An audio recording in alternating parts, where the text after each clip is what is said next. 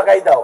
আমি আবুল কাসেম সরকারকে নিয়ে যদি তুমি রিসার্চ করতে চাও যে আল্লাহ তাআলা এই আবুল কাসেম সরকারকে এত সম্মান আল্লাহ তাআলা কেন দিয়েছে, আমি লিখিত দেব, আমি বলবো আমি সব থেকে বেশি দোয়া পেয়েছি আমার মা বাবার। সুবহানাল্লাহ বলে। মা বাবার দোয়া যে পাবে সে পৃথিবীতে সব জায়গায় বড় অর্জন করবে।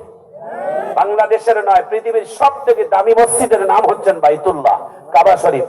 কাবা শরীফের একজন ইমাম, হাড়ির পাতিলা যেমন কালো, তার থেকে বেশি কালো তার চেহারা, নাম তার কালবনি। কিন্তু চেহারা কালো ঠিক, তার কণ্ঠটা আল্লাহ তাআলা একেবারে নূর দিয়ে ভরা।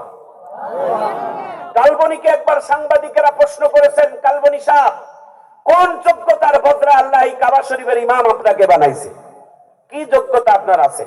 কালবনির চোখ থেকে পানি পড়তেছে আর বলতেছে, হযরত, সাংবাদিক ভাইয়েরা, আমার কোনো যোগ্যতা নাই এই কাবা শরীফের ইমাম হওয়া, তবে আমার মা আমার জন্য দোয়া করছে, এই যোগ্যতায় আমি কাবার ইমাম হয়েছি। একটু জোরে কর। এই ভাই, সবার কাছে অনুরোধ, আজকের মাহফিলে মা বাবাকে কেউ মনে কষ্ট দেব ইনশাআল্লাহ। এটা কি খুব দামি কথা? এটা অনেক দামি কথা। আল্লাহ যেন আমাদের প্রতি রহম করেন। একটু চিৎকার দিয়ে জোরে করেন আমিন। প্রিয় ভাইয়েরা আমার, প্রিয় বন্ধুরা আমার,